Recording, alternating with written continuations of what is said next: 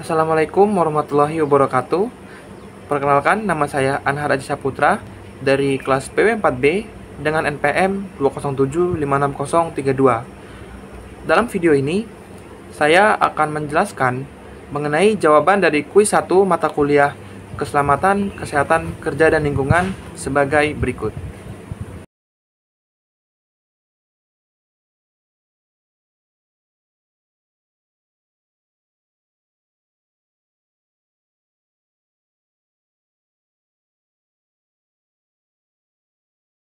Ya, dari studi kasus tersebut, yang akan saya lakukan yang pertama adalah menenangkan kondisi sekitar agar tidak terjadi kepanikan. Lalu selanjutnya adalah saya akan menolong wisatawan tersebut dengan bantuan dari penjaga pantai yang ada di sana, sehingga saya dapat menyelamatkan wisatawan tersebut dalam keadaan safety dan juga mudah dalam melakukan penyelamatannya.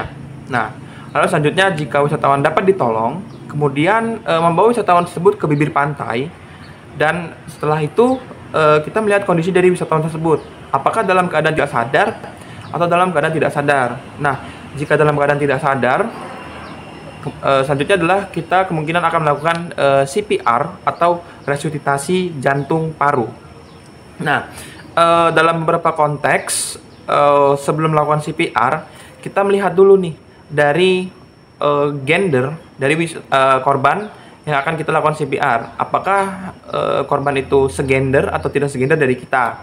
Karena jika tidak segender, dalam etika kita meminta bantuan kepada orang-orang sekitar yang segender dengan korban dan bisa melakukan CPR untuk dimintai melakukan CPR kepada korban tersebut. Nah, jika tidak ada dan hanya kita, maka kita meminta izin terlebih dahulu kepada orang terdekatnya atau mungkin keluarganya yang ada di sana, atau setidaknya kita mengkonfirmasi kepada orang-orang sekitar bahwasannya kita akan melakukan CPR kepada korban tersebut, dan juga kita meminta kepada orang-orang sekitar untuk memanggil tim medis dalam penanganan selanjutnya kepada korban tersebut. Nah, setelah itu barulah kita bersiap untuk melakukan resusitasi jantung paru. Nah, untuk peragaannya akan saya peragakan dalam video berikut ini.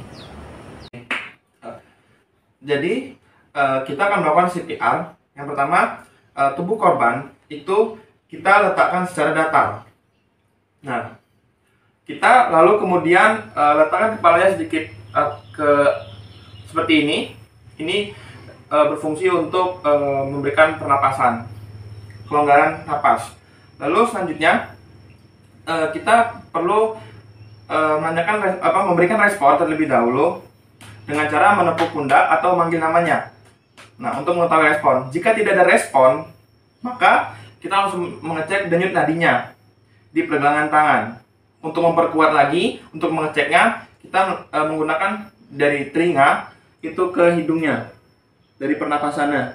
Nah, jika tidak ada respon juga, maka kita bisa selanjutnya untuk melakukan CPR. Nah, untuk CPR itu dilakukan dengan tekanan rasio 30/2. Nah, sebelumnya kita harus mencari dulu, menekan bagian dari ulu hatinya itu dengan cara perbatasan antara perut dan tulang rusuk. Kita tekan sedikit sampai menemukan titik antara perbatasan tulang rusuk dan perut. Jika sudah ditemukan, maka dua jari letakkan di tepat di perbatasan seperti ini. Lalu tangan kiri di kepal dan tangan kanan seperti ini untuk menekan. Untuk menekan, posisi tangan harus lurus seperti ini, tidak boleh menekuk. Untuk menekannya seperti ini. Jadi 30 pertama, 1, 2, 3, 4, 5, 6, 7, 8, 9, 10. 1, 2, 3, 4, 5, 6, 7, 8, 9, 10. 1, 2, 3, 4, 5, 6, 7, 8, 9, 10. Lalu setelah itu baru kita buka mulutnya, lalu kita memberikan napas buatan. Nah, lalu selanjutnya kita melakukan lagi sampai ada respon dari korbannya. Nah, jika sudah ada respon, maka selanjutnya adalah melipat kaki bagian kirinya, lalu badan korban diposisikan miring ke kanan dan tangannya dilipat sedikit ke atas. Nah, ini bertujuan agar air itu bisa keluar dari mulut korban, seperti itu. Penyebab dari kejadian tersebut adalah yang pertama karena di Pantai Parangtritis itu memiliki ombak yang cukup besar sehingga wisatawan terseret ombak. Lalu selanjutnya adalah karena wisatawan yang terlalu jauh bermain di laut dan wisatawan tidak memakai pelampung sehingga wisatawan tenggelam karena tidak memakai pelampung.